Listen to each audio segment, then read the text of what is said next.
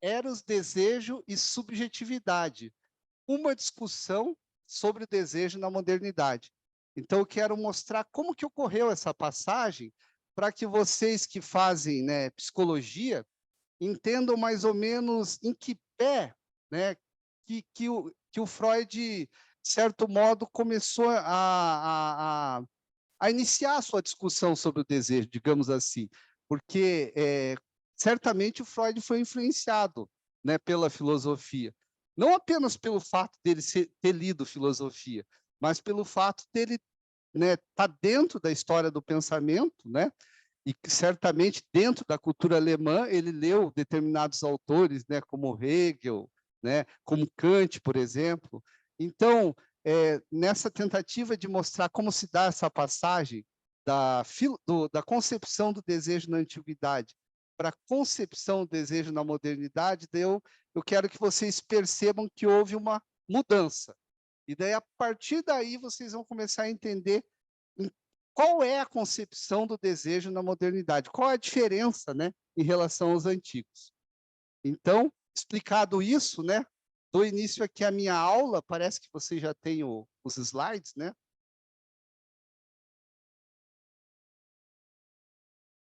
Eu acho que sim, né? É que o Gabriel falou aqui, perguntou se eu queria me apresentar mais um pouquinho, né?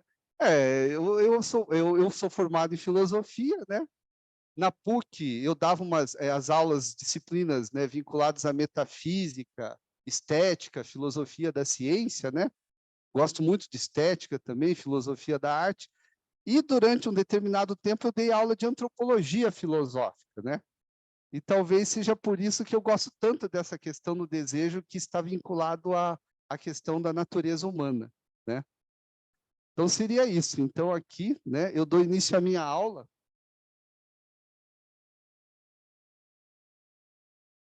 Eu vou começar falando um pouco do desejo na antiguidade, né? Eu acho até que eu vou me levantar um pouquinho, porque às vezes eu me sinto melhor, mesmo que tenha aquela luz lá, eu me sinto melhor falando um pouquinho de pé, né? Então, na antiguidade, né, justamente no âmbito da cultura grega, né, o desejo era personificado pelo deus Eros, né? Os gregos diziam que Eros era o deus vinculado ao desejo. E também, né, junto a Eros, né, a deusa Afrodite. Então, os gregos, mesmo no período anterior à filosofia, que quando a gente fala desses deuses, a gente está falando do período mitológico, os gregos já pensavam sobre a questão do desejo a partir de narrativas míticas, vinculadas a Eros e Afrodite.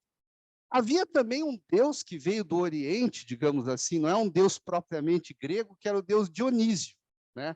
Ele também, de certo modo, vai personificar certos desejos irracionais, principalmente, né, quando esses desejos estão vinculados a determinados rituais, né, as bacanais. Mas eu não vou entrar muito na questão do Dionísio, né? E tendo vivenciado desde o período mitológico essa vivência do desejo, né, o homem grego, ele começa a perceber que quando se vive as paixões de um modo desordenado, daí pode ser, como é que se diz assim, quando se vive as paixões de um modo desordenado, aí há um certo perigo, né?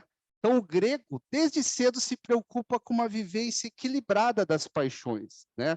Então, o homem grego, desde cedo, ele percebeu o perigo vinculado a uma vivência desordenada das paixões, né?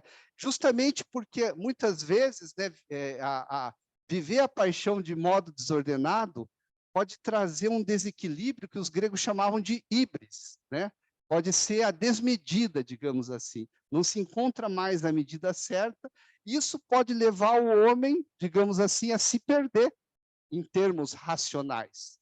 E é por isso que os primeiros filósofos, né, que começaram a pensar a questão do desejo, né, Sócrates, Platão e Aristóteles, eles vão tentar pensar o desejo do seguinte modo: tentar canalizar esse desejo na direção, digamos assim, da racionalidade. né? Os filósofos gregos, vocês já devem ter lido, né? Sócrates não escreveu nada, mas já devem ter lido Platão e Aristóteles, né? Se vocês forem ler algumas obras de Platão e Aristóteles, vocês vão ver que o tratamento que eles dão para o desejo é sempre no sentido de direcionar esse desejo para uma espécie de equilíbrio pautado na racionalidade. Então, a intenção da filosofia, quando ela pensa o desejo no mundo grego, é justamente, de certo modo, afastar o homem um pouco do desequilíbrio provocado pelas paixões e pelo desejo e direcionar o homem no caminho da racionalidade, né? Mas existe um termo, né, na filosofia antiga, né, que está vinculado, digamos assim, a um direcionamento do desejo, que é o soberano bem. Então, gravem esse termo, né, na mente de vocês. O soberano bem é um termo-chave para se entender como é que funciona o desejo na antiguidade, tanto no período grego quanto no período medieval, né? Então, o que é o soberano bem, né?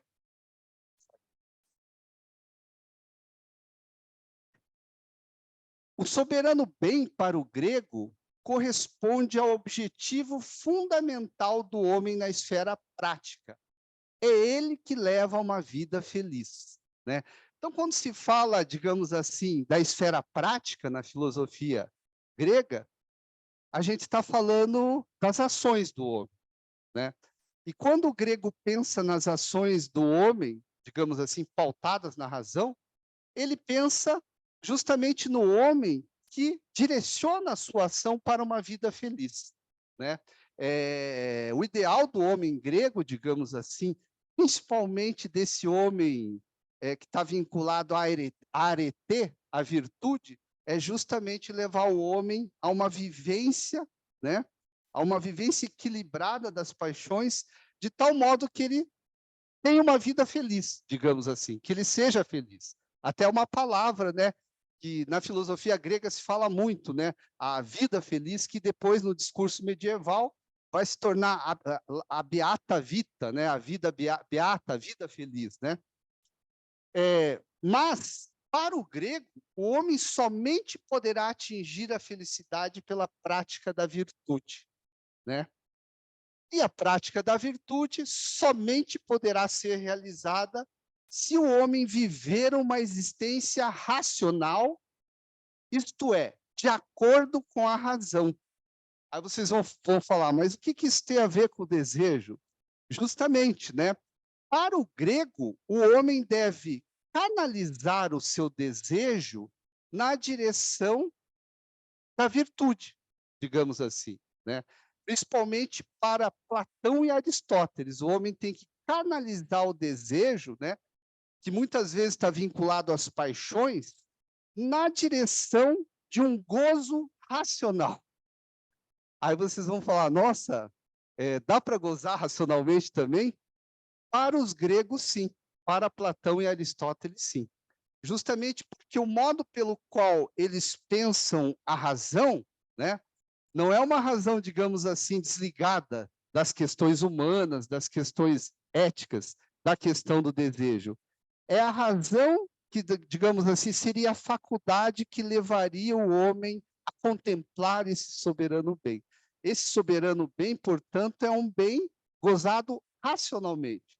Então, quando o grego fala numa vida virtuosa, ele está falando de uma ação segundo, ele está falando que o homem deve direcionar sua ação na direção da virtude, pois somente a virtude traz essa vida feliz, né? Essa vida vinculada ao soberano bem.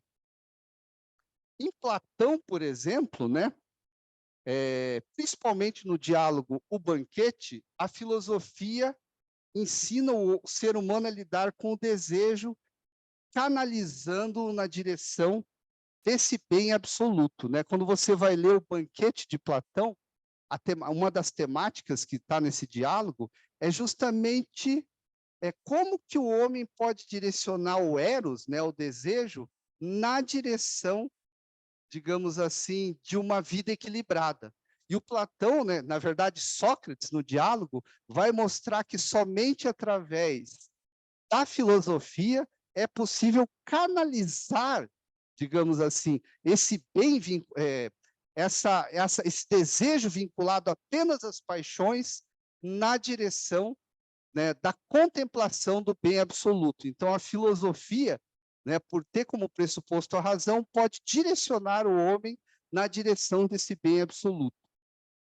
E Aristóteles, né, na obra A Ética a Nicômaco, né, ele vai dizer assim que o modo pelo qual o homem consegue atingir esse soberano bem, né, é justamente tentando encontrar o equilíbrio, né, que ele vai chamar de justo meio. Para Aristóteles, a virtude é um justo meio, uma espécie de equilíbrio efetivado pela razão. Então, para Aristóteles, o homem virtuoso é aquele que, digamos assim, não desemboca nem numa vida desenfreada, né, de paixões desordenadas, né, nem também é completamente frio, indiferente, né, digamos assim, ao desejo. Então, o homem, digamos assim, que vivencia a felicidade é aquele que vive esse equilíbrio. E esse equilíbrio só pode ser encontrado pela razão. Então, duas coisas no mundo grego que a gente tem que guardar é justamente essa ideia de que o desejo sempre é direcionado na direção do soberano bem, que é a virtude, que é a justa medida, e que quem canaliza o desejo na direção desse soberano bem é a razão. Então, sempre a razão, digamos assim, ensinando o caminho para o desejo. Essa que é a concepção dos gregos. É claro, né, alguém vai dizer assim, mas, né, havia os rituais dionisíacos, né? O homem grego também realizava as bacanais, então aí ele vivia o desejo de modo desenfreado. Sim, havia essa dimensão dionisíaca também, mas dentro do âmbito da filosofia, que se vivenciava mesmo era uma vivência mais apolínea do desejo, mais racional vinculada ao desejo, né? Então, essa ideia que vocês têm que guardar na mente, a ideia do desejo vinculado ao soberano bem. Aqui. Então, se há um bem objetivo ao qual todo sujeito deve aspirar ou desejar, é a esse mesmo bem que ele deve tender para realizar a sua perfeição ética. Então, agora até, né, eu estou, como é que se diz assim, olhando bem para a câmera, né, porque às vezes a gente fica meio distraído, queria saber se está tudo certo, né, se estão entendendo tudo, pelo menos essa parte inicial, né, porque dando aula assim online, às vezes a gente se perde, né, porque a gente começa a falar e dá a impressão que a gente está falando um pouco para si mesmo, até que a gente encontra o foco, né, novamente, está tudo certo, então? Então, vamos continuar, então. Então, o sujeito deve aspirar a esse bem absoluto para realizar a sua perfeição ética. Uma coisa que pode ter passado pela cabeça de vocês mas não é aula sobre desejo, por que o professor está falando de ética? Mas se vocês forem estudar, né, a questão do desejo, vocês vão ver que sempre há uma relação entre desejo e ética. Porque que é a ética, se não uma tentativa de, digamos assim, de direcionar as ações humanas na direção do bem, na direção da virtude, dos valores éticos, né? Então, nesse sentido, a ética, ela ensina um pouco o homem a lidar com o seu desejo, né? Existe essa relação, pelo menos, né, na filosofia antiga. Vocês vão ver que a ruptura também que a modernidade traz é um pouco a separação entre o âmbito do desejo e o âmbito da ética. Mas enquanto eu estiver falando na antiguidade, há essa relação, né, entre ética e desejo, né? Então, o que nós temos, né? Nós temos, né, dentro do âmbito da filosofia antiga, né, essa ideia de uma atração irresistível, né, para o bem. O bem é como um imã, que deve atrair o sujeito na direção dele, deve, digamos assim, atrair o próprio desejo racional do sujeito, né? Conhecendo esse bem, né, que no caso do grego é a virtude, ele o amará, ele amará ser virtuoso. E esse amor ao bem deverá guiar toda a dinâmica das paixões. Isso vai continuar na Idade Média, por exemplo, em Santo Agostinho, né, que é um filósofo do século IV, V depois de Cristo, embora dentro dessa equação do soberano bem, Agostinho coloque a ideia de um amor, digamos assim, de uma delectatio, né, que, de certo modo, leva o homem a eleger vários objetos do desejo, justamente porque o homem, dentro do âmbito da filosofia cristã, né, ele acabou, digamos assim, pecando e, de certo modo, ele acaba perdendo o contato com o soberano bem absoluto que é Deus, né? E a partir daí qualquer coisa pode ser o soberano bem. Então, embora o Agostinho ele coloque essa questão do pecado original, a questão do amor que o homem decaído, né, tem por vários bens, continua sendo a mesma ideia, a busca do homem pelo soberano bem. Uma coisa que muda bastante é que o soberano bem não é apenas a virtude na Idade Média. O soberano bem corresponde à contemplação de Deus. Corresponde a essa ideia, né, de que Deus é o verdadeiro bem. Deus é a verdade e o bem, né? Somente Deus é o bem supremo por excelência. E em Santo Tomás de Aquino a gente também tem essa mesma ideia, né? Somente que estruturada talvez de um modo um pouquinho mais complexo de Agostinho, né? Essa ideia de que a felicidade humana está na contemplação de Deus, que é o bem soberano por excelência, né? Mas já para Tomás de Aquino, e aqui é importante vocês perceberem isso, existe uma estrutura teleológica, não uma estrutura teológica, uma estrutura teleológica. Telos, né, o termo telos em grego quer dizer fim, finalidade. Então, para Santo Tomás de Aquino, existe uma estrutura, existe um fim objetivo na própria natureza ao qual os sujeitos devem se submeter, né? Ou seja, para o Santo Tomás, né, esse bem absoluto que é Deus regula todos os movimentos, né, que se encontram não apenas no homem, mas na própria natureza. E nessa estrutura, certa ordem das paixões se impõe, onde o amor, né, deve predominar, vindo em seguida o desejo e, por fim, o deleite ou prazer, né, que ele chamava de delectação, né? Então, o Santo Tomás ele acaba codificando essa questão do soberano bem em cima de 3 tópicos, né? Em primeiro lugar, nós devemos, né, amar o objeto do desejo, né? Em primeiro lugar, né, nós devemos amar o soberano bem, que deve se tornar o nosso objeto do desejo. E, nesse caso, devemos amar a Deus, né? Depois, nós devemos desejá-lo, né? Desejar o encontro com esse bem, e no encontro do homem com Deus, na contemplação do homem, né? Para com Deus, o homem tem prazer. Então, é importante guardar esses 3 tópicos, né? Em primeiro lugar, o amor, depois o desejo, depois o prazer, porque o que vai acontecer na modernidade, né, que daí eu já vou entrar no próximo slide, é justamente que vai ter uma inversão. Em primeiro lugar, vai vir o prazer. E depois, o desejo. E o amor, eu não sei se ele vai se encontrar exatamente dentro dessa equação dos pensadores que a gente vai ver agora da modernidade, né? Eles vão inverter essa equação, né? Principalmente o pensador que a gente vai ver agora, que é o Thomas Hobbes. Então, agora eu vou entrar, né, no período moderno. Mas antes eu queria só recapitular, né? Só gravar isso na mente, né? Na antiguidade, é o desejo movido pelo soberano bem. Isso tem que ser gravado, porque justamente na modernidade não vai mais existir esse soberano bem. Esse finalismo encontrado na natureza, ao qual o homem se direciona, vai acabar, não vai mais existir, né? Porque a modernidade na filosofia, digamos assim, trouxe não mais causas finais, né? A ciência moderna, ela não se preocupa mais com causas finais, como, por exemplo, o soberano bem, né? ou, de certo modo, a finalidade do mundo, né? Mas com causas eficientes. Qual é a causa próxima? Qual é a causa que produziu o fenômeno? Qual é a causa que produziu o efeito?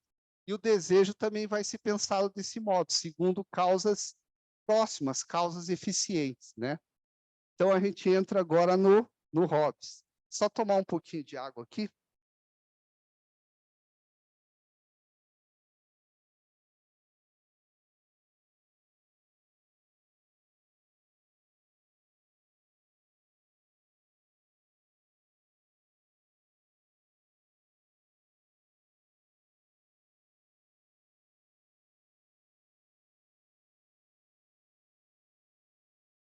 Então, se a gente vai estudar o desejo na modernidade, qual é o autor capital, né?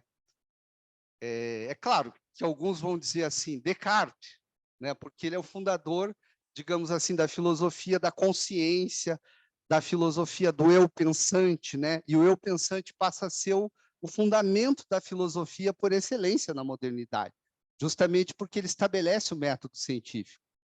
Mas eu diria que se a gente fosse encontrar o primeiro pensador revolucionário mesmo da história do pensamento moderno, e por isso que ele é tão interessante, eu diria que é o Thomas Hobbes, né? O Thomas Hobbes é um filósofo inglês, né? Justamente do século XVII, 1588, 1679, né? Então seria o Thomas Hobbes, né? E o que o Hobbes vai fazer, né? Ele vai justamente inverter essa ordem hierárquica, né, que foi instituído, né, digamos assim, no decorrer da antiguidade, tanto na filosofia grega quanto na filosofia medieval. Essa ordem que tem que ter um soberano bem, em primeiro lugar, e você tem que amar esse soberano bem, e em seguida você tem que desejar, sempre visando esse soberano bem. Você não pode visar algo que esteja fora, né, do âmbito desse soberano bem. Então, o Hobbes vai fazer essa reviravolta. Ele vai inverter, né? Porque o prazer vinha depois que a pessoa se deparava com esse bem absoluto, ou quando o homem se deparava com a virtude, né? Então, o grego, ao praticar ações virtuosas, ele tinha um prazer racional, ou quando o homem medieval se deparava com os preceitos divinos e com Deus. Daí também há um prazer de ordem racional e espiritual. Agora, esse prazer não é nem de ordem racional e talvez nem de ordem espiritual, porque Hobbes era um pensador materialista. E o materialismo, né, explica tudo pela matéria, né? Então, Thomas Hobbes teria sido um dos primeiros pensadores a fazer uma crítica ao pensamento anterior no que diz respeito à questão da busca pelo soberano bem. Aqui eu coloquei aqui citar, né, o livro Os Elementos da Lei Natural e Política, né, que eu tenho aqui. Eu devia ter colocado até, né, porque eu esqueci que eu ia estar com o microfone na mão. Eu vou só citar esse trecho em que ele faz uma crítica, né? Ele diz assim que não existe esse soberano bem, né? Se você puder segurar só agora, é o único que eu não coloquei no slide. Estou só mostrando aqui, né? Esse livro aqui, Os Elementos da Lei Natural, né? Do Thomas Hobbes, uma das primeiras obras que ele escreveu antes do Leviatã. Será que eles veem se colocar assim? É.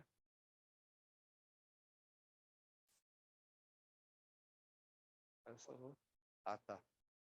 Daí eu vou, então, citar.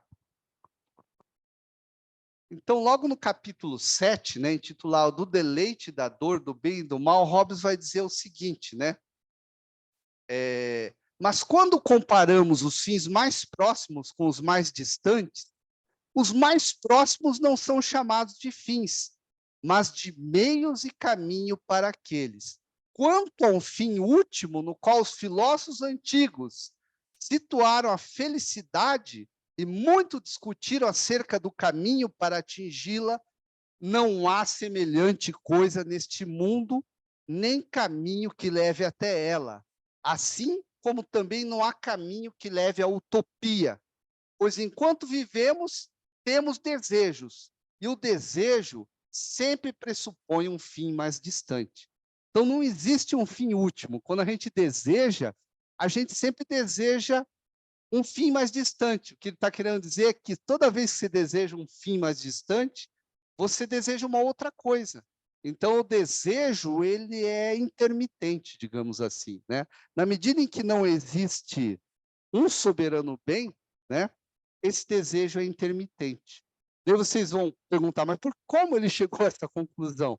Mas justamente porque ele é um filósofo materialista e mecanicista, né? Ele tenta mostrar, digamos assim, como que funciona o corpo humano dentro do âmbito do mecanismo, dentro do âmbito da mecânica. Então, a matemática, né, por exemplo, o número, a figura, o movimento, né, vão, de certo modo, apoiar o pensamento mecanicista dele a respeito do corpo do homem. E quando se trata de pensar o desejo, ele vai pensar no homem como uma máquina também, cuja mola propulsora, a mola que impele o homem, a mola que impele a mecânica do desejo é o prazer. Então, Hobbes ele vai pensar assim: fundamento do desejo, pelo que eu percebo, né, é o prazer. Né? Isso também pautado no empirismo dele. Empirismo quer dizer algo relacionado à experiência. Através da experiência, ele vai observar os homens e vai perceber que os homens, nas suas relações humanas, buscam, acima de tudo, o prazer. Que os homens mais querem é obter prazer, obter benefício próprio, obter vantagem. E a partir daí ele vai chegando à conclusão que o que move o ser humano não é bem um soberano bem que estaria lá, né, nas alturas, ou estaria numa ação virtuosa, mas é justamente, né, o prazer que faz com que o homem queira se beneficiar das situações, né? Então, a causa eficiente que inclina o homem ao movimento volitivo, ou seja, ao movimento do desejo, é a noção de benefício próprio. Quanto mais alguém se beneficiar de algo, mais ele vai sentir prazer. Quando desejamos, buscamos sempre a satisfação de nossos próprios desejos, e não o soberano bem e a virtude. Ele cita como exemplo, por exemplo, a amizade, né? Numa obra posterior a essa obra que eu li aqui, Os Elementos da Lei Natural, a obra Leviatã, que eu não trouxe aqui, né? Se alguém quiser ler, tem na coleção Os Pensadores, ele vai falar a respeito da amizade, que os homens não tiram prazer algum da companhia uns dos outros, e sim, pelo contrário, um enorme desprazer quando não existe um poder capaz de manter a todos em respeito. Então, para Hobbes, o homem ele é tão egoísta que ele não retira prazer da companhia dos outros homens, né? E ele vai dizer que ele só retira esse prazer se eu observar que tem uma vantagem estar junto com os outros. Ou ele vai ter alguma honra, vai ser honrado pelos outros, ou vai ser elogiado, ou vai ser enaltecido, né? Ou, digamos assim, vão falar muito bem dele, né? Todas as coisas que envolvem a ideia de benefício próprio. Então, a partir do momento que tem benefício próprio, o homem retira prazer até da companhia de outros homens. Mas quando não há benefício próprio, então não existe essa possibilidade, né? A não ser que tenha um poder que obrigue, que mantenha todos em respeito. Já vou falar desse poder daqui a pouco também, né? Então, segundo Hobbes, buscamos o benefício próprio só porque este causa prazer. Então, aquela equação que o Santo Tomás de Aquino, digamos assim, ele colocou na sua obra Suma Teológica, que, em primeiro lugar, é o soberano bem que é Deus, né? Em segundo lugar, é o desejo e, por último, o prazer do deleite, né, que você tem ao contemplar Deus, ou pelo menos ao se aproximar das ações virtuosas vinculadas a Deus. Isso acabou para Hobbes, né?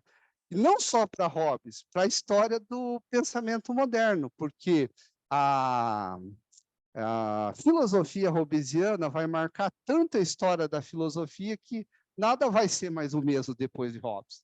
Depois do século XVII, nada mais foi o mesmo.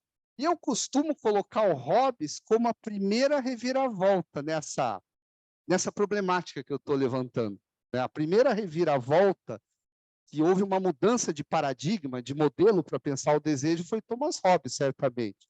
E a segunda reviravolta eu já vou falar, daí foi o Schopenhauer, na minha visão. Mas a primeira foi o Hobbes.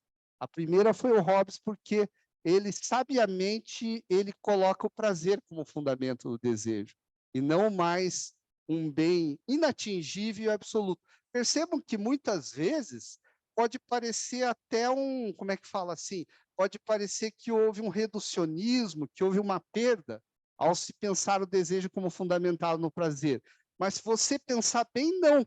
Na medida em que esse soberano bem era algo inatingível, era Deus, ou era, né, a virtude, mas a virtude do seu modo mais excelente, agora que nós, né, fundamentamos o desejo no prazer, parece que ele se aproxima mais, digamos assim, daquilo que é o homem mesmo, né, daquilo que é o ser humano, sem muita sacralização, né, sem muita, como é que se diz assim, sem uma realidade inatingível e metafísica, né, que estaria por trás dessa questão. Então, o Hobbes, para mim, ele é capital. Vai continuar um pouquinho no Hobbes, né? Discutindo mais essa questão dessa substituição, né? Em vez de soberano bem, prazer. Então, segundo Hobbes, existe, só que aí vai entrar uma outra questão interessante, que daí é aí que eu vou falar que o Schopenhauer não concorda, né? Que o Hobbes ainda pode ser considerado um pensador do século XVII por causa dessa questão. Ele é revolucionário, né? Quando a gente começa a ler Hobbes, a gente fica muito até emocionado, pensando como que uma pessoa do século XVII, né, pensou desse modo o desejo. Mas existe outro elemento que ele coloca, né, que daí faz com que você repense um pouco, mas, de certo modo, é uma solução boa. Né? Ele vai dizer o seguinte, que é certo, o benefício próprio está baseado no prazer, mas existe, digamos assim, um prazer superior a todos, que ele chama de conatos, né? E o movimento gerado pelo conatos é também pautado pela autossatisfação, a qual consiste no prazer. No entanto, existe um prazer primordial, um conatos primordial e fundamental que está vinculado ao desejo de autoconservação. E é nessa questão que o Hobbes continua sendo interessante. Mas daí o que acontece? Ele fundamenta o desejo numa instância que capacita o homem a compreender o desejo, mas vinculado apenas a processos de autoconservação. Né? Mas é interessante. Né? Então, ele coloca o desejo de autoconservação. Assim como, digamos, o desprazer, a aversão primordial, seria o medo da própria morte. Então, Hobbes, principalmente na obra Leviatã, ele vai falar assim, o homem só busca o benefício próprio, se beneficiar. Mas tem uma coisa que ele teme, né? É justamente ele tem medo de morrer. Né? O homem que, acima de tudo, né?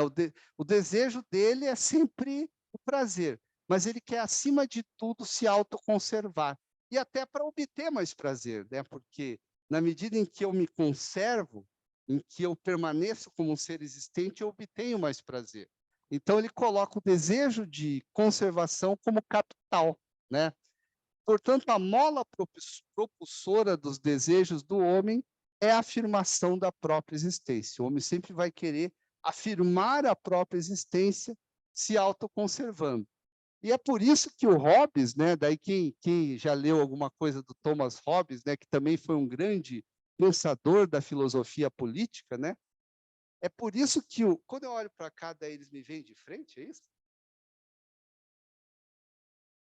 Ah, entendi. É, porque teve uma hora que eu olhei para cá e me vi de costas. Ah, tá. Então eu devia até estar falando para cá. Então, quem já leu alguma coisa do Hobbes, né, sabe que ele foi um grande pensador da filosofia política. E essa questão do desejo fundamentado no prazer, no egoísmo, no benefício próprio e no desejo de autoconservação vai impactar na teoria política dele. Por quê? Porque, segundo o Hobbes, se a gente pensa o homem fora da sociedade, ou seja, sem leis, sem um Estado que, de certo modo, governe o homem, né, sem a presença de um poder soberano, esse homem, ele deve ser pensado como completamente egoísta, e de tal modo que ele vai querer tudo para si, né? Ora, se o homem quiser tudo para si, quando dois homens desejam o mesmo objeto do desejo, o que acontece? Eles se tornam inimigos. Então, a teoria do Hobbes é que quando os dois homens desejam a mesma coisa, quando mais homens desejam a mesma coisa, eles se tornam, digamos assim, ferrenhos inimigos. E a partir daí, pode-se, é claro, num estado de natureza, sem a presença do Estado da lei, pode-se pensar numa guerra de todos contra todos. Então, o Hobbes ele pensa o benefício próprio, né, como fundamento do desejo do homem, mas ele retira todas as consequências dessa concepção. E a principal consequência é essa: se o homem é egoísta e só pensa no benefício próprio, ele vai querer lutar até o fim com o seu semelhante para obter aquilo que ele quer, até o momento em que, né, é instituído um poder soberano que coloca um freio nas ações do homem, né? Então é aí que entra a política, digamos assim, em Hobbes, né? A questão do desejo de autoconservação vai entrar justamente na permissão que os homens dão para que entre esse poder soberano. Por que os homens deixam que, né, um governante absoluto, né, os governe de modo até tirânico? Justamente porque esse tirano vai ajudá-los a se conservar. Essa que é a tese política forte do Hobbes, né? Que o desejo de conservação é a lei natural do homem. E a partir do momento que o homem, né, é claro, daí o homem tem um desejo para obter prazer, um desejo egoísta, mas como o desejo que mais predomina no homem é o desejo de conservação, ele vai abrir mão desse desejo egoísta para abraçar uma sociedade civil que faça que impeça com que os homens se matem, né? Então, esse que é o sentido que a consequência que a gente retira dessas duas ideias básicas do Hobbes, né? O desejo egoísta, pautado apenas na noção de prazer, que leva a uma guerra de todos contra todos, e o desejo de conservação que vai fazer com que essa guerra pare, né? Justamente se não houvesse esse dispositivo, a autoconservação, o desejo de autoconservação, um iria destruir ao outro sem titubear, né? Então, tem essa questão do desejo de autoconservação como um conatos primordial, como uma espécie de prazer primordial, né? Desejo primordial. Então, não havendo soberano bem, então seria só dando uma conclusão, né? Então, essa questão que eu acabei de falar seria justamente a questão política, que está presente também nas obras do Hobbes, né? Que é muito importante, e que, a meu ver, depois eu vou falar um pouquinho nisso, assim, eu consigo perceber claramente a influência do Hobbes, por exemplo, num texto do Freud chamado O Mal-Estar da Civilização, né? Quando ele diz assim que é necessário que, de certo modo, o homem cerceie, né, aqueles impulsos mais, né? Ele não pode viver de um modo desenfreado esses impulsos, senão não vai ser possível uma vida social e cultural. Isso me lembra muito Hobbes, né? Quando chega, ele coloca essa possibilidade do poder soberano parar com a guerra de todos os homens contra todos, né?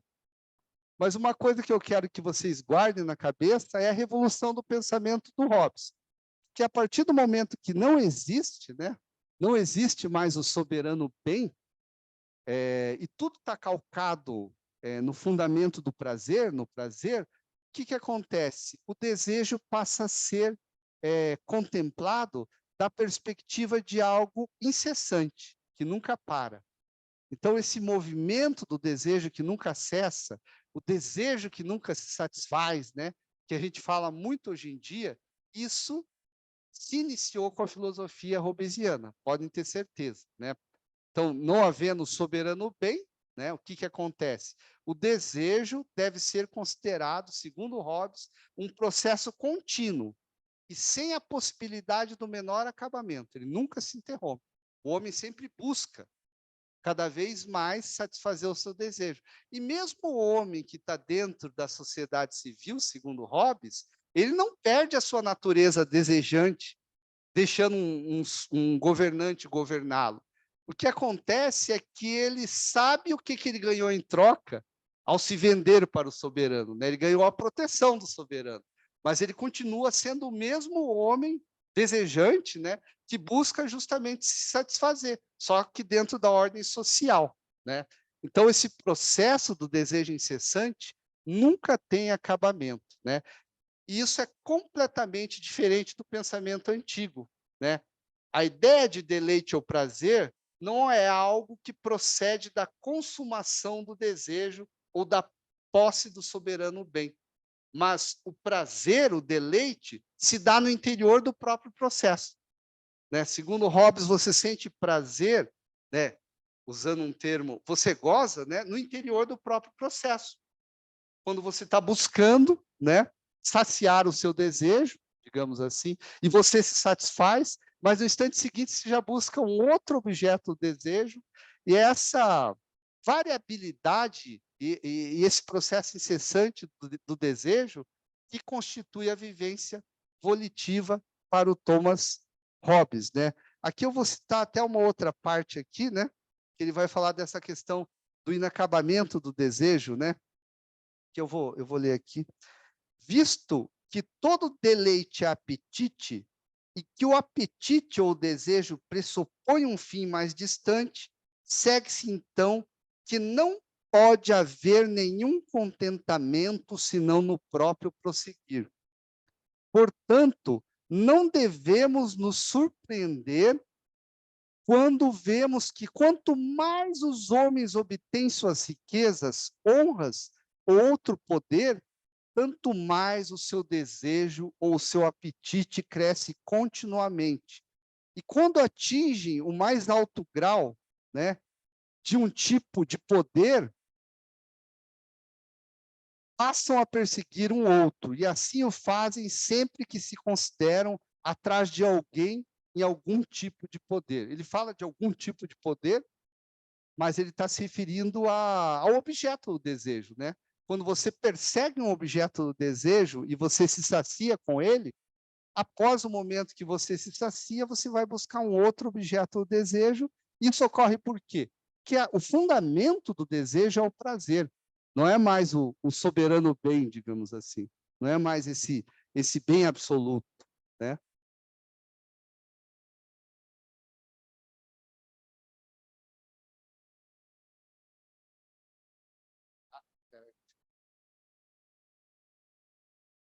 Ah, é do outro.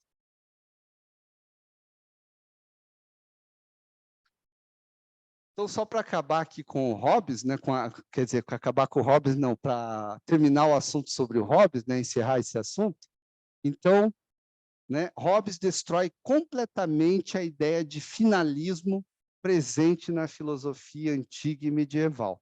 Não há mais fim último, summum bonum, né, bem absoluto, ao qual o homem deve perseguir, né? E, nesse caso, ele liberta a dimensão do desejo da ideia de fixidez e repouso encarnado na ideia do soberano bem. Vejam que aqui houve uma grande transformação, né? Não é pouco, assim, libertar, né? Ou digamos assim, afastar a dimensão do desejo de qualquer ideia de repouso, de fixidez, né? É algo muito revolucionário.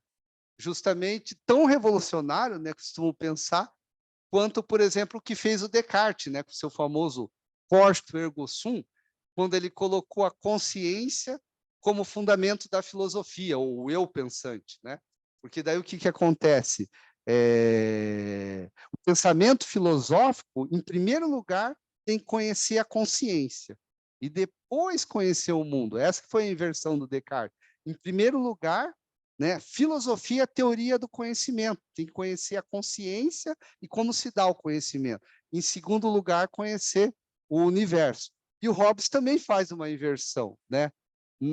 Não devemos pensar o desejo pautado no soberano bem, pautado num fim fixo, né?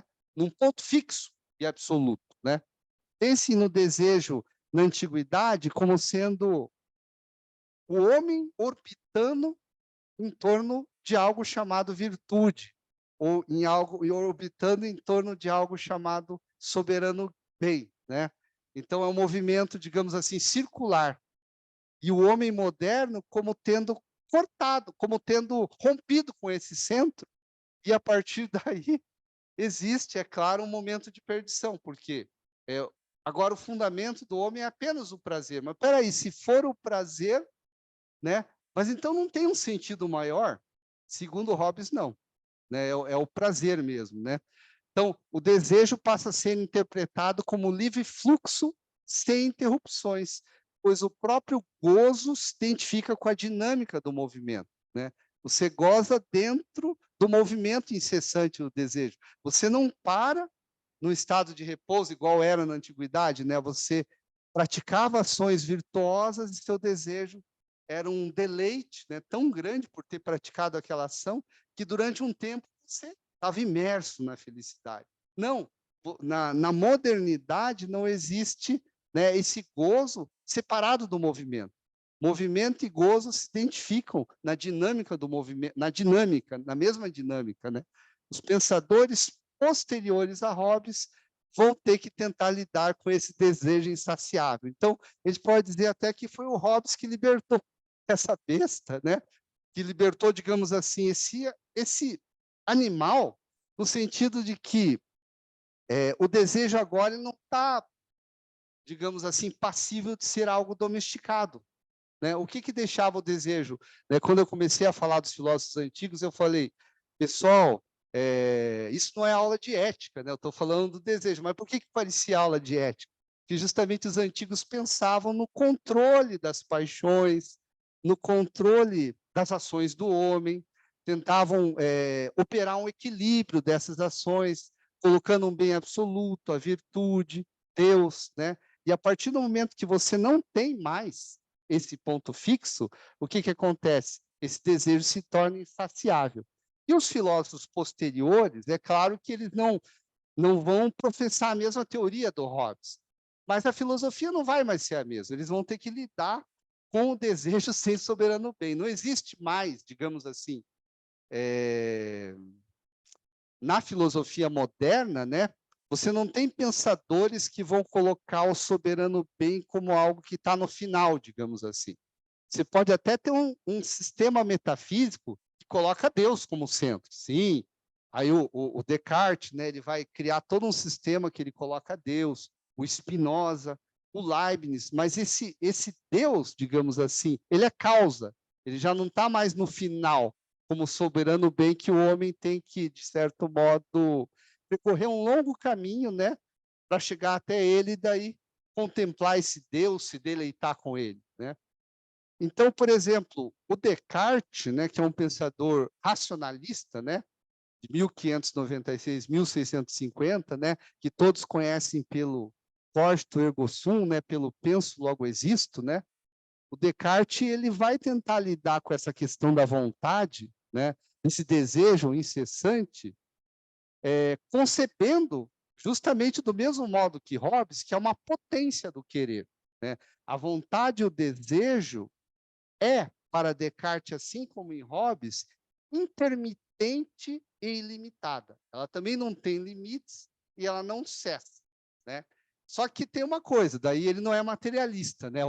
Por isso que eu falei, mesmo que tenha Deus, né? Mas não vai ter esse soberano bem, ele não é materialista. Descartes, ele parte de um sistema filosófico, ele constrói, melhor dizendo, um sistema filosófico que tem Deus no sistema filosófico dele. E é esse Deus que, de certo modo, confere determinadas, né, faculdades ao homem. Uma faculdade racional e a faculdade volitiva, né, vinculada ao desejo. Né? Só que ele vai ter que conceber que Deus foi muito bondoso ao conceder uma faculdade volitiva insaciável e sem limites. Ele não diz que isso é um problema, o Descartes. Ele diz, não, isso, aí não há imperfeição. Deus é perfeito. Por isso que ele deu uma faculdade sem limites, que quer tudo, né? Até o infinito, digamos assim. Só que o que ele vai fazer para tentar digamos assim, domesticar essa vontade limitada cujo desejo é insaciável. Ele vai dizer assim que Deus deu ao homem também a razão, né? E o que o homem tem que fazer? Ele só tem que ajustar. Aqui a palavra é ajuste. Não é mais como era em Sócrates, por exemplo, ou em Aristóteles, uma espécie de controle das paixões, não é uma tentativa de controlar as paixões através da razão. É um ajuste. Ele tem que fazer um ajuste, ele tem que ajustar sua razão na vontade. O que a razão vai fazer? Ela limita um pouco a vontade. Ela coloca, opa, aí não. Ela direciona, não vá por esse caminho, vá por esse outro, né? Então ela funciona como uma espécie de, como é que se diz assim, como uma espécie de elemento limitador, né? Para a própria vontade, porque a vontade, segundo Descartes, ela é incessante e não tem limites. Mas Deus nos deu a razão, e a razão tem limites lógicos e racionais. Então a razão ela tem que limitar um pouquinho essa vontade quando ela quer ir além dos seus limites, impedindo que o homem caia no erro, na dúvida, né? Impedindo que o homem pratique o mal até. Então, digamos assim, o Descartes ele vai colocar, de certo modo, ele vai tentar remediar a situação de uma vontade irrefreável desse modo. Diz assim, Deus deu a vontade irrefreável, ela é um bem, não vamos desprezar, vamos apenas limitá-la um pouquinho. Então, uma forma de lidar. Para Descartes, é o entendimento que deve colocar limites à própria vontade, orientando-a na direção das ideias claras e distintas, né? Aqui, nesse momento, eu não vou explicar como é que funciona, né, digamos assim, o sistema do Descartes, mas dentro da filosofia cartesiana tem um termo que são as ideias claras e distintas. Para o Descartes, né, a razão é a fonte do acerto, a razão só pode ser essa fonte que, de certo modo, canaliza a vontade para um lugar seguro, que a razão ela é pautada em ideias claras e distintas, ou seja, ideias tão claras e tão distintas que elas são verdadeiras.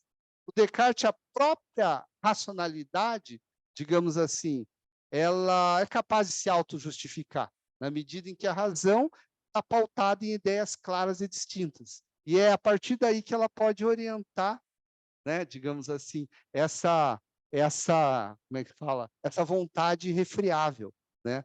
Tem até um momento nas meditações que eu acho engraçado, quando eu fazia mestrado em São Carlos, o professor sempre comentava, né, que quando eu fiz mestrado em São Carlos, eu estudei um pouco de filosofia da psicanálise, né, com um professor muito bom que era o Richard, né, Richard Tyson Simank, e o Richard, ele sempre falava dessa questão das meditações. Tem um momento das meditações que o Descartes está falando, né, que essas meditações foram escritos para o leitor, né, que tem bom senso e tal, que vai poder chegar até as mesmas conclusões que ele. Mas ele fala assim, mas eu não escrevi esse livro para os loucos, né? Os loucos não, tipo, eles estão fora, né? Digamos assim.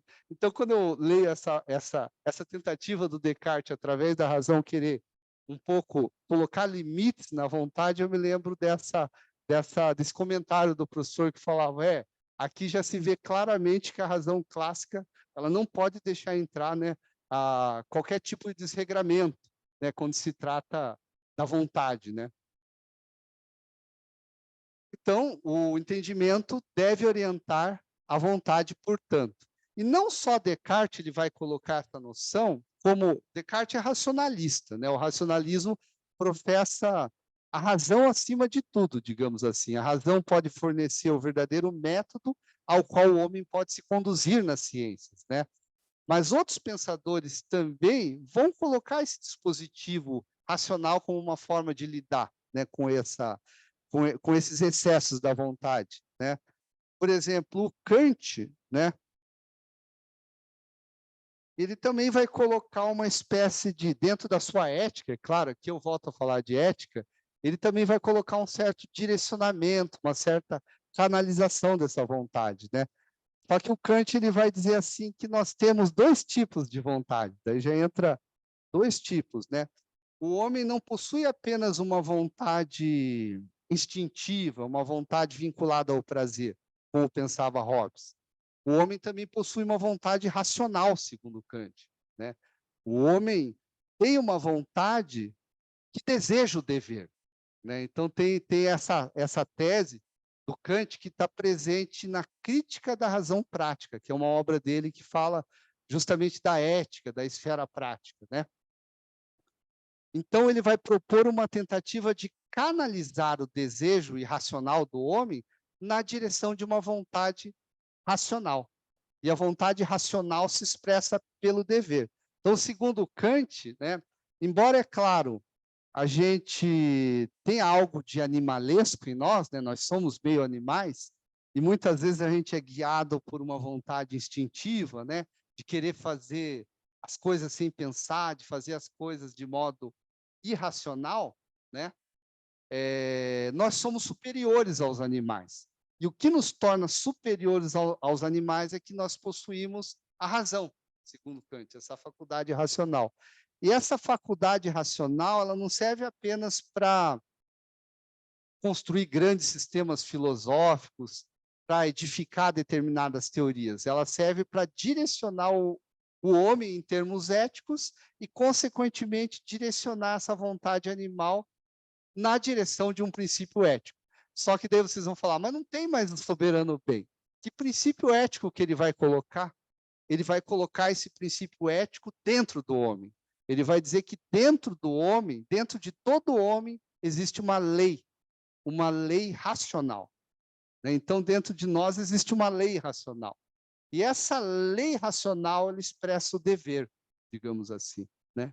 Mais ou menos aquela história que, quando muitas vezes nós, né, fazemos uma inscrição para um concurso, né? Me lembrei desse exemplo, né? E muitas vezes nós não queremos estudar, né? Acho que já passaram por isso, né? Para esse concurso, que os amigos convidam para sair e você quer, às vezes, assim, se desvirtuar um pouco desses estudos, né? Ou seja, quer o prazer. Então, quando isso ocorre, o que acontece? Você coloca uma espécie de imposição a si mesmo. Não, eu devo estudar. Afinal de contas, né? Eu estabeleço essa lei para mim mesmo. Eu quero estudar porque eu acho que é o melhor, logo eu vou seguir esse dever. Não vou ceder aos meus impulsos, aos meus instintos. Então, é claro que a noção de dever em Kant não é só isso, mas eu me lembrei disso, né? Porque muitas vezes, se você explica para alguém, a pessoa não consegue entender. Mas como assim lei interior? Que lei interior eu tenho, né? Na verdade, não é uma lei interior, digamos assim, cujas regras elas são as mesmas para todos. Cada um tem o seu dever, mas a forma do dever todos têm. Cada um, é claro, vai escolher um dever diferente para seguir, mas a forma do dever ela está presente em todo e qualquer homem. É uma forma vazia, digamos assim, né? E você, dentro dessa forma vazia, você coloca uma determinada lei, né, que, de certo modo, vai fazer com que você não siga apenas os ditames dessa vontade mais irracional, desse desejo mais inconstante, né? E o Kant ele fazia isso não apenas para tentar... Ele escreveu a Crítica da Razão Prática também, não apenas para tentar vincular o homem de um desejo mais exacerbado, mas justamente para se opor contra uma corrente, que na época dele estava muito na moda, uma corrente da ética, chamada utilitarismo, né? Vocês já devem ter ouvido falar do utilitarismo. O utilitarismo é uma ética pautada na noção de prazer, né? O utilitarista ele sempre diz assim, eu devo fazer o bem porque dá prazer. É muito prazeroso fazer o bem. Então, como dá prazer, eu faço o bem. O Kant ele vai se opor radicalmente contra o utilitarismo, que é uma ética fundamentada nas sensações, né? Uma ética fundamentada na dimensão mais instintiva do homem. Ele vai dizer, não, o homem é mais que isso. Ele não deve agir por prazer, ele deve agir por dever, né? É nesse sentido que, digamos assim, discutir um pouco da ética kantiana nos ajuda a entender um pouco como que os filósofos lidaram um pouco com esse desejo insaciável, né, do qual o Hobbes foi o primeiro autor, né, a colocar dentro do âmbito dessa discussão sobre o volitismo, né, no âmbito da natureza humana. Então, só que daí eu só esqueci de comentar que esse dever, né, tem um nome em Kant, é o imperativo categórico. Né? Vocês já devem ter ouvido falar do imperativo categórico. Então, o imperativo categórico é a forma do dever. Né? Que forma deve assumir, por exemplo, assim, né? Como que eu faço para descobrir que eu sigo é um dever autêntico ou não? Aí o Kant vai dizer, o imperativo categórico diz assim, age como se a sua ação fosse transformada num princípio universal, ela trouxesse um bem para a humanidade.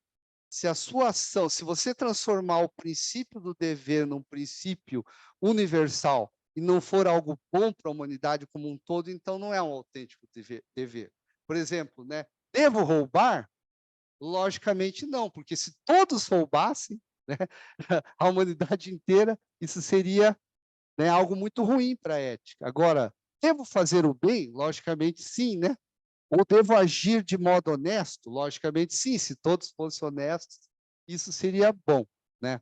Mas eu não quis, assim, me aprofundar muito em Kant. O que eu quis fazer ao trazer Kant para vocês e ao trazer Descartes é apenas mostrar, através de dois exemplos, né, de autores que tendem mais para o racionalismo, como que a filosofia racionalista vai lidar com essa questão do desejo, né, intermitente, do desejo que não tem mais acabamento, que só busca o prazer.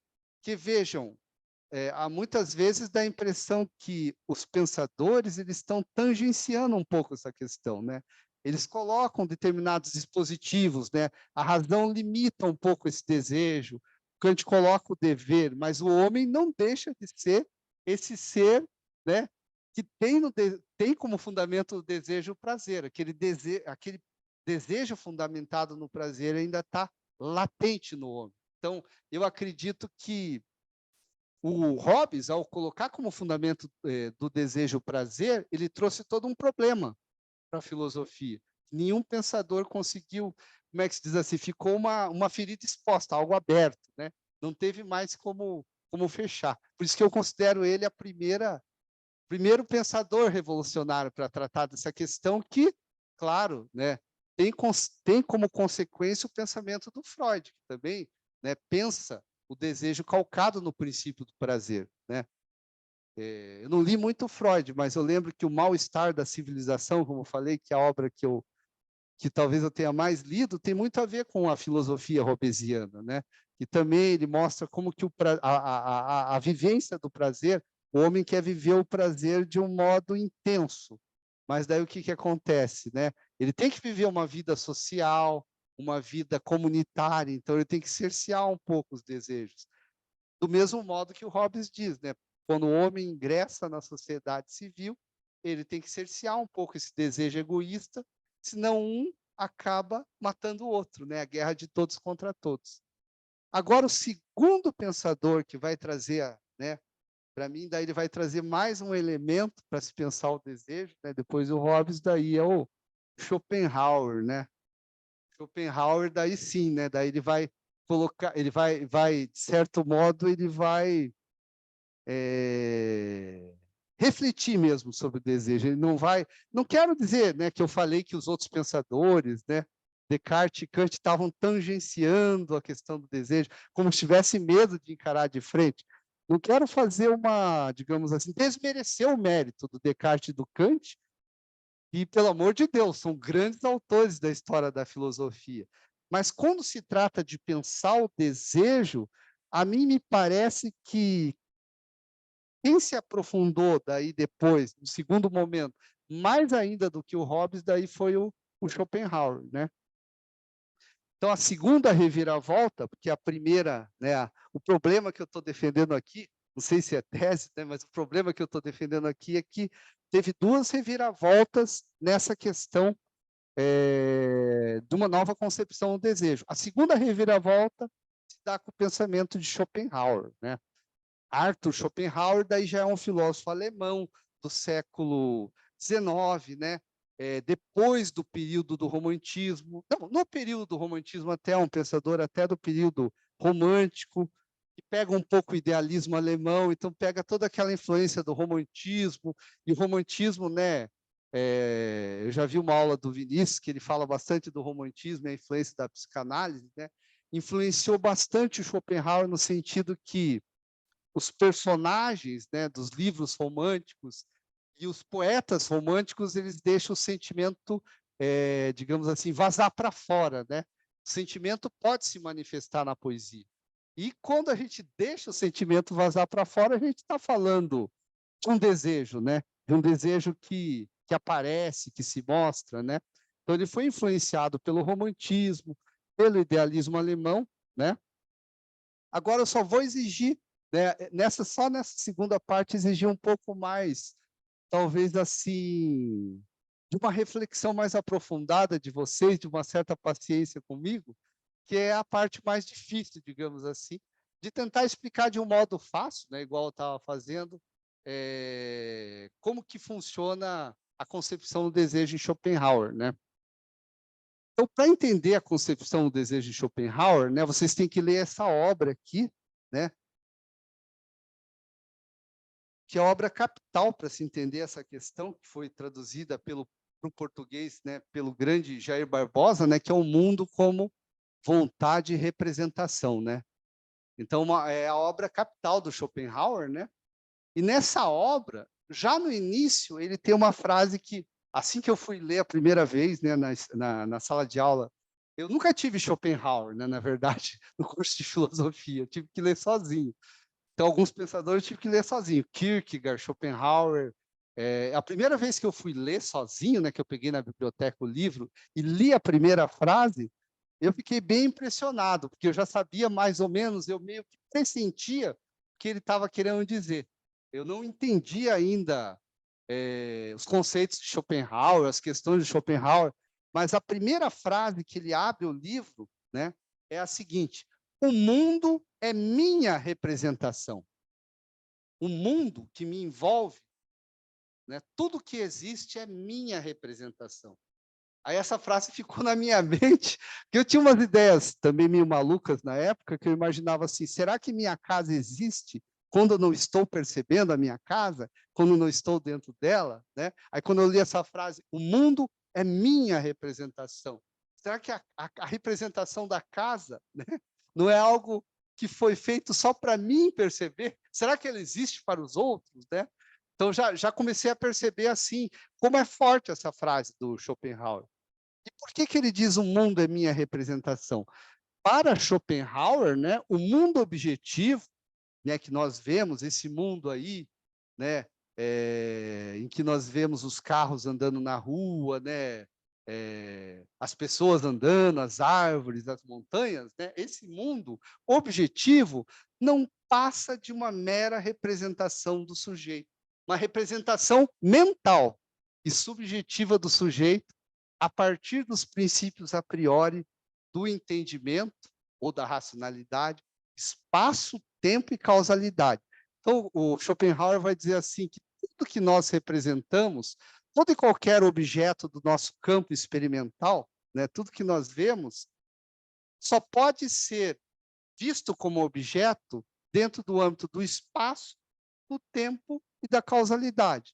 Então, podem pegar qualquer coisa, né? Citar como exemplo, por exemplo, assim, uma árvore, né? Uma árvore ela está situada dentro de um espaço, né? E essa árvore, ao mesmo tempo, né? Digamos assim, ela tem uma certa duração, né? Durante a sua existência. E por outro lado, né? Se eu observo o bater das folhas da árvore, eu sei que a causa desse bater das folhas é o vento. Então, aqui eu aplico os três princípios, né?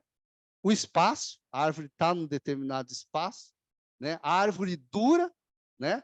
E eu posso notar alguns efeitos que ocorrem, né? Quando o vento bate nas folhas das árvores, as folhas caem. Aí vocês vão dizer, mas isso é um fato, isso está lá no mundo, né? Não está aqui. Mas para Schopenhauer, né, isso está na mente do sujeito. São as categorias do entendimento, sem o qual nenhuma experiência ela pode ser vista como algo objetivo, né? É claro que o senso comum pensa que o espaço, o tempo e a causalidade estão lá no mundo exterior, mas para Schopenhauer estão no próprio sujeito.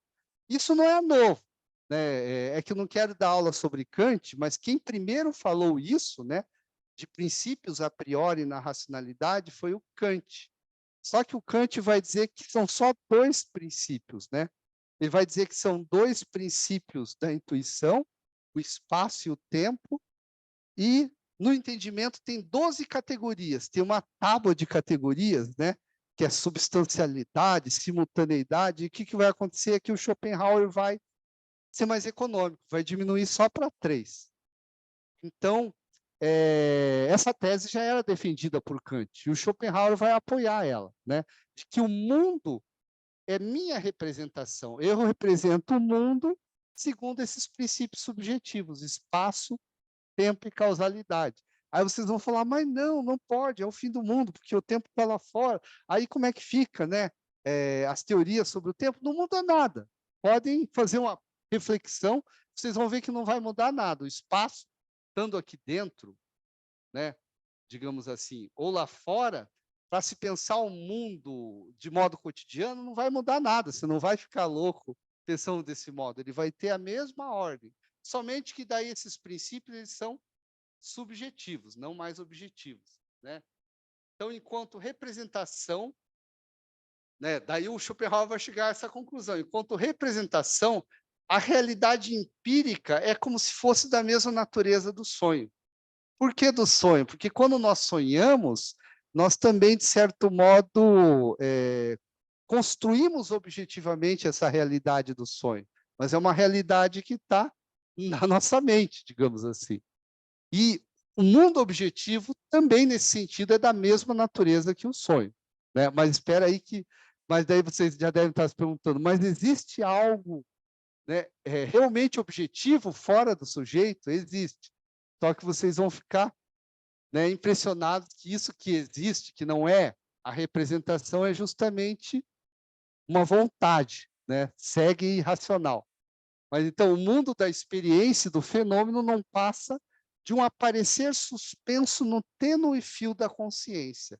É a minha consciência que faz com que o mundo fenomênico, né, o mundo dos fenômenos da experiência que está na minha frente, apareça para mim, né? Para explicar melhor, por exemplo, o tempo, talvez não tenha explicado que eu falei de uma árvore que dura. Por exemplo, quando você pensa nos seus pensamentos, você tem que utilizar a categoria do tempo para pensar a sucessão dos pensamentos. Um pensamento sucede o outro, assim como o dia sucede à noite. Então, a ideia de sucessão temporal vem da própria categoria do tempo, né, que o homem possui, né? Então, esse mundo é a representação do sujeito cognoscente. Então, está explicada a primeira frase do livro de Schopenhauer, né? Que é uma frase bem marcante, assim, porque são poucos os livros de filosofia que, na primeira frase, ele fala uma coisa tão forte, profunda, que a gente fica abismado. Mas esse livro, né, só com essa frase, o mundo é minha representação, né? Entretanto, deve haver uma realidade, né? Além da representação do homem, da representação da consciência do homem. Porque se tudo for representação, é como se o mundo fosse antropomórfico, né? O mundo existe à sombra do homem. O homem, de certo modo, ele o mundo, o objetivo só existe porque o homem, né, enxerga segundo essas categorias. E não existe, né, algo, digamos assim, fora dessa subjetividade, né, não existe algo fora dessas 3 categorias, né?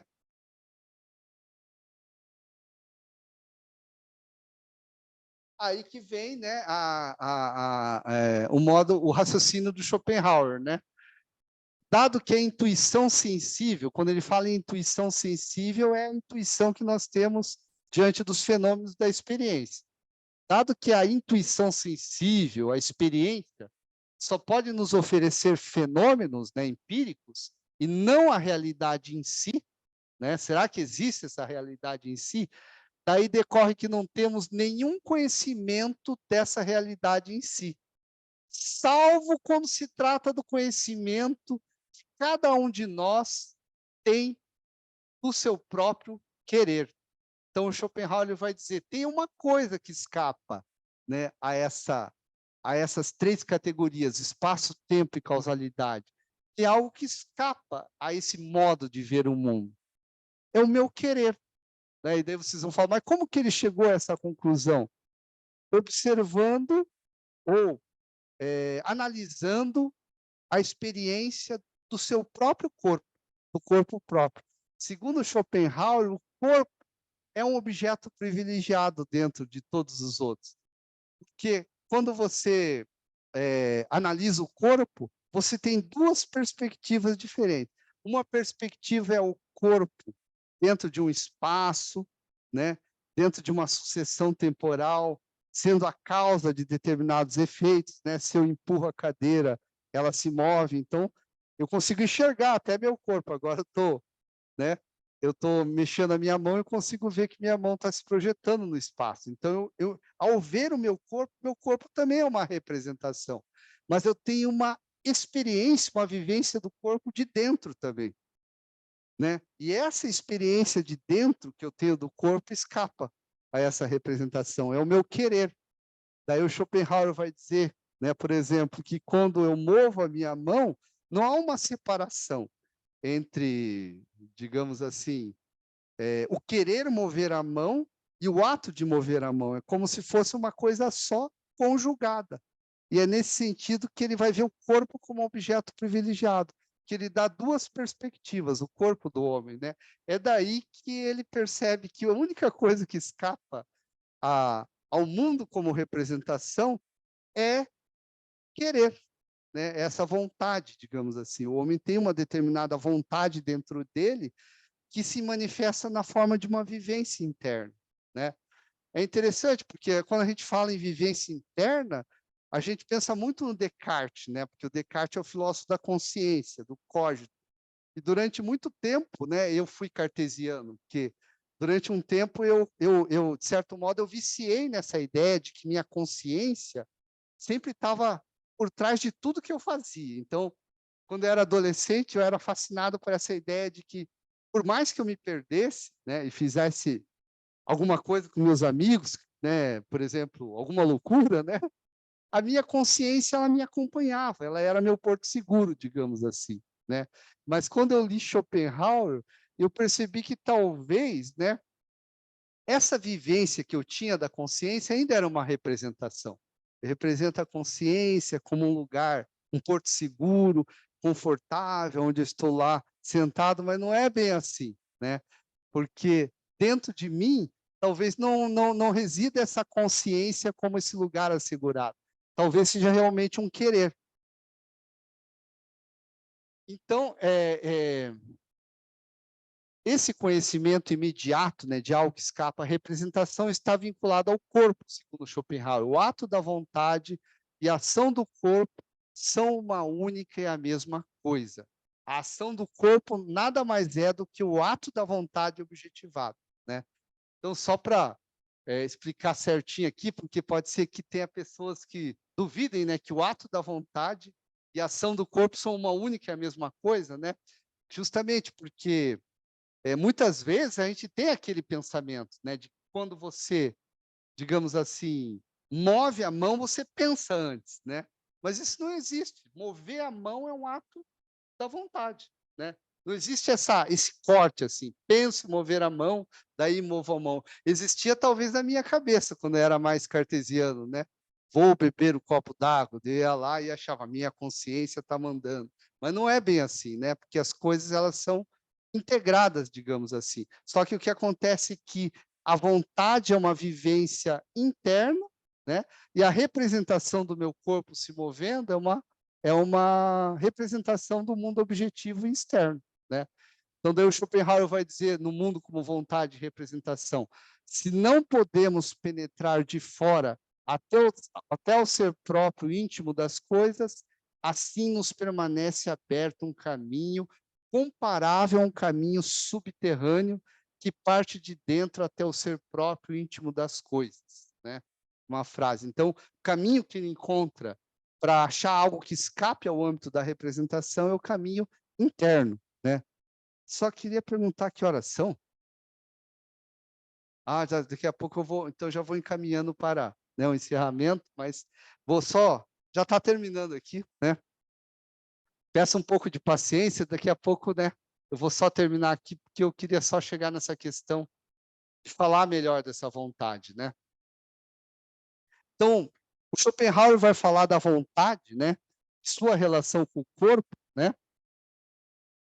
Ele vai dizer assim que quando se pensa, né, o corpo é objeto privilegiado por quê?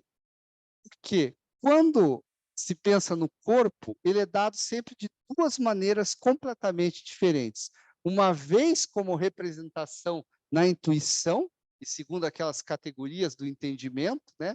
Como objeto entre objetos e submetido às leis objetivas do mundo, e outra vez nós podemos pensar do corpo de modo completamente outro, a saber como aquilo conhecido imediatamente por cada um, indicado pela palavra vontade. Então, o ato da vontade e a ação do corpo são dois estados diferentes, não são dois estados diferentes conhecidos objetivamente e vinculados pelo nexo da causalidade. Que alguém poderia pensar que quando eu movo a minha mão, né, é o pensamento de mover a mão que é a causa desse movimento, ou é a minha vontade que é causa desse movimento.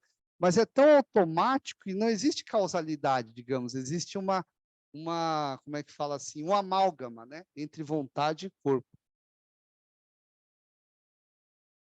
Então, o ato da vontade e a ação do corpo não são dois estados diferentes conhecidos objetivamente vinculados pelo nexo da causalidade.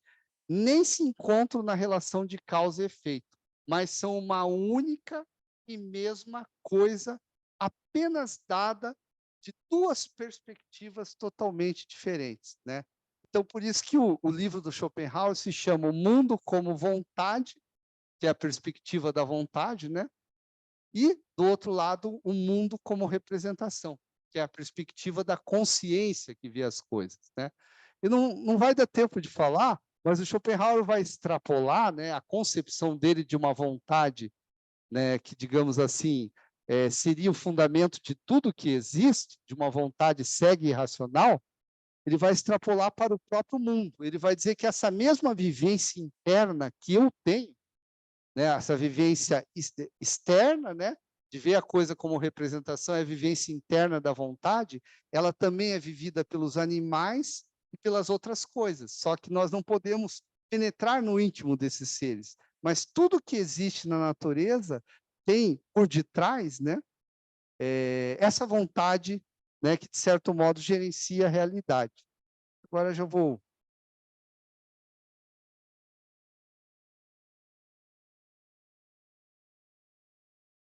Não, mas eu entendi o certo, eu entendi que está na hora.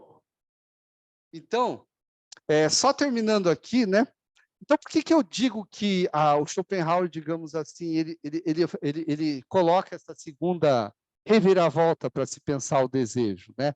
Porque a vontade para o Schopenhauer, na medida em que ela é compreendida fora, né, desse princípio de causalidade, fora da noção de espaço e de tempo, né, ela é uma vontade que não está submetida a causa e efeito, né? Por exemplo, como pensava Thomas Hobbes, que mesmo que o Hobbes diga, né, que o desejo está fundamentado no prazer, né, o Hobbes vai dizer que o desejo fundamental, a causa de todo e qualquer desejo no homem, é o desejo de autoconservação.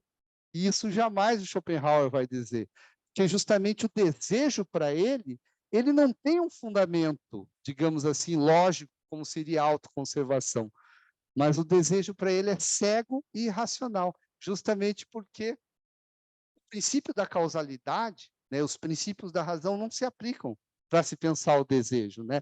Não posso dizer, por exemplo, que eu sou a causa da minha vontade, já que não é meu eu consciente calcado no princípio de identidade, de causalidade, que determina essa vontade. Essa vontade não é determinada por mim. Ela se autodetermina, digamos assim, né? Desse modo, embora possamos compreender o desejo em função de determinados motivos e causas, né, fundamentados na razão, essa compreensão é apenas superficial. A gente pode entender a vontade dentro de uma experiência particular, calcado numa causa, no motivo, né? Eu posso explicar que a causa do meu desejo por uma determinada coisa é isso, isso, isso. Mas essa é uma compreensão apenas superficial do fenômeno da vontade. Porque, no fundo, segundo Schopenhauer, a verdadeira experiência da vontade se dá quando você desvincula essa vontade da causalidade, da temporalidade, né? E da espacialidade, né? Então, ela não é condicionada por causas. Então, o homem, e essa foi a grande reviravolta de Schopenhauer, não pode compreender o desejo partindo da racionalidade, já que a vontade escapa ao entendimento e à lógica. Por isso, o desejo em Schopenhauer deve ser considerado, acima de tudo, como sendo irracional, e por que não dizer inconsciente, né? E é nessa medida que talvez o Schopenhauer tenha influenciado o Freud, né, no sentido de ter pensado a vontade ou o desejo, né, não como algo, digamos assim, vinculado apenas ao entendimento, à lógica e à consciência, mas justamente como algo que escapa essa consciência ao entendimento e à lógica. Mas isso não quer dizer que a vontade, né, digamos assim, não tenha, não possa, né, através de alguns pensadores futuros que irão pensá-la, não possam pensar novos paradigmas, né, para, de certo modo, repensar essa vontade. Mas, claramente, a vontade, ou esse desejo cego e irracional, não pode ser pautado nas categorias da lógica, do entendimento, né, que a filosofia costumava empregar para entender a vontade e o desejo. Então, aqui já é a, a conclusão, né, daí eu termino, né? Desse modo, né, enquanto Hobbes opera a primeira transformação na noção de desejo na modernidade em relação à antiguidade, né, por que ele operou a primeira revolução? Porque ele estabeleceu que o desejo, por ter como fundamento o prazer, é um movimento intermitente e insaciável, que nunca se interrompe. Schopenhauer, no entanto, vai realizar a segunda reviravolta nessa temática. Porque para ele o desejo não apenas indica o inacabamento, algo incessante, e a insatisfação do homem, como apontava Hobbes, mas também indica a incapacidade do homem em conhecer esse desejo racionalmente, pois ele se articula fora do âmbito das representações conscientes do sujeito, né? Para Schopenhauer, não podemos afirmar que o desejo está fundamentado no princípio de autoconservação, né, como pensava o Hobbes, por exemplo, já que, né, o desejo para ele está fundamentado numa vontade irracional. Irracional justamente porque não pode ser pensada pela razão. Nesse sentido, né, a gente pode perceber aqui que tanto o pensamento de Hobbes como de Schopenhauer influenciaram de algum modo o pensamento do Freud, né? E depois no final aqui tem 2 slides que eu coloco o primeiro, né, que eu tirei do mal-estar da civilização, comparando com o Hobbes, né? Que, digamos assim, ele também fala que a sociedade, de certo modo, a cultura, né, foi criada para, certo modo, colocar um freio, né, no desejo do homem, para que, né, ele não viva o desejo dentro do âmbito da força bruta, da animalidade. E depois, né, um outro excerto em que eu coloco, né, por exemplo, aqui, em que ele diz aqui que os processos do inconsciente são atemporais, né? Eles, digamos assim, escapam daquela tese de Kant, segundo qual o tempo e o espaço é alguma coisa que serve para pensar toda e qualquer coisa vinculado ao pensamento, né? Processos psíquicos inconscientes são atemporais, né? E aqui, digamos assim, só tentei mostrar aqui que para o Freud, no além do princípio do prazer, né? Postulado de instintos autoconservadores, né? Digamos assim, não deve ser a finalidade, né, do ser vivente, mas talvez até, né, uma finalidade calcada num processo institucional que serve à realização da morte, né? E daí, não que o Schopenhauer diz, né, que o desejo vai na direção ou tem como finalidade a morte, mas ele já não pensa mais o desejo como vinculado à ideia de autoconservação. Então, seria isso, pessoal, né? Espero que eu tenha trazido alguma contribuição para a reflexão de vocês, né? Eu sei que no final ficou um pouco pesado, né? Mas digamos assim, eu senti que foi pesado, mas foi a única forma de trazer esses dois pensadores, né? O Hobbes e o Schopenhauer. Muito obrigado.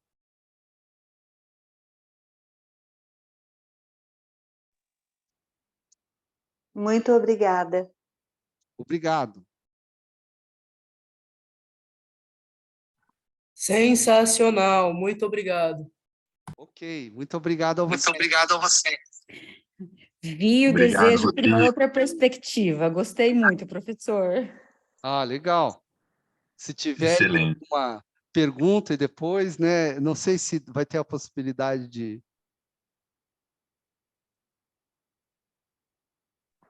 Professor, obrigado por sua boa vontade. Obrigado. Olha o Vinícius lá. Olha, muitos elogios, hein? Pessoal que, caso surja alguma dúvida, né, posteriormente, vocês podem mandar para nós ali no grupo ou no meu particular ali, como secretaria acadêmica da EPPM, e eu mando a pergunta para o professor também, tá bom? E esse foi uma espécie de resumo, né, pessoal? Talvez ficou um pouco cansativo por causa disso, porque eu propus a fazer um curso, né, aqui na IPPM, que ele seria repartido em vários momentos de encontro. Aí, com certeza, não ficaria pesado, porque daí, numa aula, só falaria de hobbies, né? Então, aí ficaria mais levinho. Daí ficou pesado porque eu tentei fazer uma espécie de resumo, né? Coloquei muitos autores, né? Realmente ficou um pouco pesado, mas foi o que deu para fazer mesmo, né? Já que eu queria defender mesmo digamos assim, uma ideia, né? Não apenas dar uma aula expositiva falando dos pensadores e seu momento histórico. Perfeito, muito bom. Só elogios, hein, professor? Obrigado, muito obrigado mesmo. O pessoal não achou pesado. Você leu a Schopenhauer com uma maestria. Opa, maestria foi bom, hein? O ego subiu até o ápice da mente. Assim. Ganhou Rodrigo, noite. parabéns, viu? Obrigado, Vinícius. Parabéns. Uma alegria. E assim, pessoal, fica a provocação, né? Para quem gostou dessa aula, para participar do curso que o Rodrigo está propondo, né? A gente está ali com um grupo do WhatsApp e o Porque, Rodrigo por tem exemplo, nessa aula faltou os pensadores contemporâneos. Daí no meu curso vocês vão ter o Sartre, né? O Gilles Deleuze e até Desejo e Perversão no Marquês de Sade e no Sacher-Masoch, né? Que são dois autores da literatura que eu gosto muito. E foi isso fantástico. mesmo que eu achei que faltou, professor. Foi a relação entre desejo e capitalismo na visão do Deleuze e do Guattari. Com certeza. E daí, né? Vamos ver se dá para, não ocorrendo talvez Na próxima. numa próxima, daí eu faço esse vínculo, que é muito interessante, porque o modo como o capitalismo e a sociedade de consumo lida com o nosso desejo, captura o nosso desejo, né? Digamos assim, não é tão inocente assim, né? Existe um motivo, né? Digamos assim, faltou falar do modo pelo qual o nosso desejo é canalizado na sociedade de consumo. Perfeito, perfeito. Maravilha. Professor, acho que é isso, então. Só temos a agradecer, né? Eu agradeço. Foi um momento único, assim, né? Até porque pela primeira vez daí vocês estão assistindo, né? Mas geralmente assim tem bastante gente, estava todo mundo em casa, né? Então essa experiência, né? De falar, né? E realmente preenche esse espaço, né? Tem horas que você percebe, você consegue perceber a presença das pessoas, né? Mesmo cada um estando na sua casa, né? Com certeza, com certeza. Maravilha. Virtual Ok. calor. Obrigado, viu, Rodrigo? Obrigado. Em nome da escola, né, eu quero agradecer tua prontidão, né, em estar aqui conosco nessa terça-feira à noite, a todos que participaram. Pessoal, a Foi um gente vai seguir em prazer. contato. Foi um Pô, o prazer. prazer Ó. foi nosso. Respondi do modo certo. Foi um prazer. Foi um prazer imenso falar de Eros, de desejo e prazer com você. E espero que a gente tenha outros encontros, tá, pessoal? Sigam a página da EPPM aí no Instagram, porque a programação tá imperdível. Temos muitos eventos legais acontecendo, né? O professor Rodrigo também tem participado do nosso grupo de Estéticas da Subjetivação, que vai ter um encontro semana que vem sobre a Antígona de Sófocles, convidado o professor Dr. Paulo Costa, né, da UEM. Então, sexta-feira que vem, das 7 às 9, todos estão convidados, tá? Rodrigo, e espero que o nosso grupo de filosofia vingue também, tá bom? Para a Com gente poder certeza. continuar discutindo em alto Vamos nível continuar. essas questões. Então, Valeu. muito obrigado, então. Muito Boa noite a obrigado, todos, pessoal. então. Boa noite a todos. Boa noite, pessoal. Obrigado, Sigam Rodrigo. nas redes sociais, @EPPMPR, e vamos juntos. Até a próxima. Valeu. Tchau, Gabi. Tchau, tchau. Tchau.